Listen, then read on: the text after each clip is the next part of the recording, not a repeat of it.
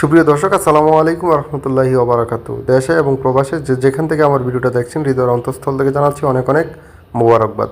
আমি রায়হান মুরুল আপনাদেরকে দেখানোর চেষ্টা করছি দ্বিতীয় দিন ব্রয়লার মুরগির। তো আমি আপনাদেরকে একটা জিনিস বলবো, সেটা হলো যারা ব্রয়লার মুরগি প্রথম অবস্থায় লালন পালন করবেন তাদের একটা জিনিস সবথেকে বেশি ভালো লাগবে, সেটা হলো আপনার চোখের সামনেই মানে এত দ্রুতই বড় হবে বা তাদের যে একটা গ্রোথ আপনার সামনে দেখতে পারবেন, সেটা আপনার কাছে অনেক ভালো লাগবে। এর কারণ হলো যে আপনি পরিশ্রম করতেছেন, পরিশ্রমের যে বেনিফিটটা আসা প্রয়োজন সেটা কিন্তু আপনি সাথে সাথেই দেখতে পারবেন। যেমন 12 ঘন্টা পর পর পর পর যদি আপনি হঠাৎ হঠাৎ দেখেন তাহলে আপনার কাছে একটু ভালো লাগবে।